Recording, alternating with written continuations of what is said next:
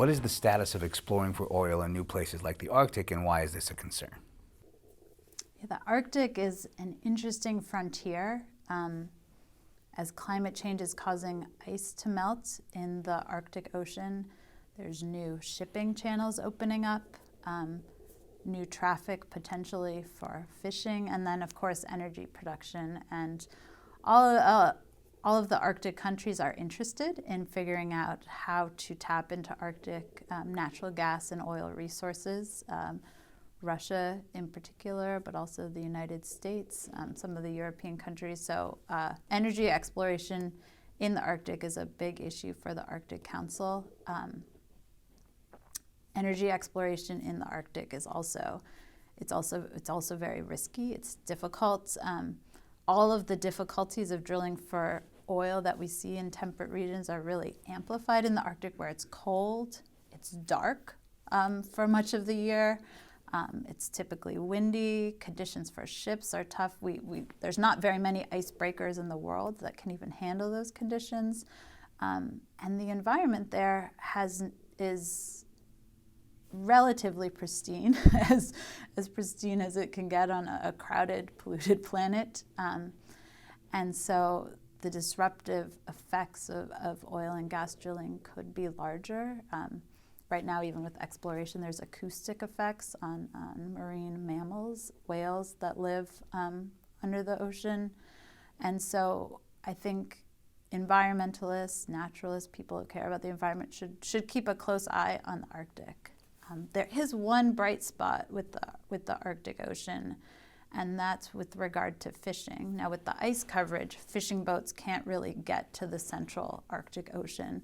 But we're seeing this ice break up and melt in the summertime, leaving the possibility of ice-free Arctic Ocean within a matter of decades. And so the Arctic countries actually got together and made a preemptive ban on fishing in much of the central Arctic Ocean, which is relatively unique in environmental policy making to get ahead of a threat.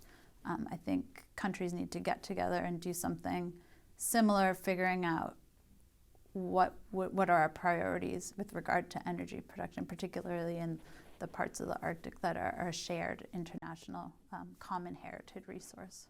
Are electric cars a help to the environment, and what would be the ideal energy for cars to use? So the ideal energy for cars from an environmental perspective might be to skip the car altogether and figure out an alternative means of mobility.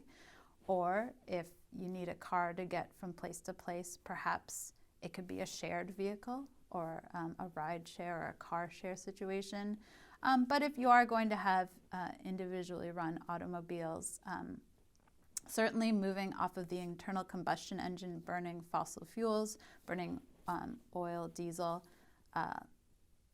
moving off of those and moving toward electrified vehicles is a win for the environment. It's a win for energy use and efficiency. Electric engines just in and of themselves are far more efficient than internal combustion engines, and you don't have those same tailpipe emissions that cause a lot of pollution, particularly in our crowded cities. And you should be powering those electric vehicles with energy from the wind and from the sun. Should we switch to LED from incandescent lights? Switching from incandescent lights to LEDs can cut your electricity use for lighting by about 1/10. So it can be an enormous energy efficiency gain. How can we accelerate the transition to sustainable energy? There's a number of ways to accelerate the transition to renewable energy, and I think the biggest one probably is putting a price on carbon, making those carbon emissions from burning fossil fuels reflect something closer to their true cost. What would be the ideal carbon tax? Have carbon taxes worked when tried elsewhere? To have a carbon tax effectively be able to cut global warming emissions, it needs to be set at a level that is high enough to cause behavioral change and to increase regularly. So a potentially successful carbon tax could start at a level about $20 per ton of carbon. That won't have huge effects when you go to fill up your gas tank or heat your homes, but it could be increased at a rate of about $10 per year, leveling out to about $200 per ton of carbon. That seems to be close to the level that scientists and researchers say is about the true cost of carbon. I think the main points to consider when developing a carbon tax system is that the rate needs to be set to increase at regular intervals, and that allows businesses to be able to plan. What is the divestment movement, and what are the pros and cons of this?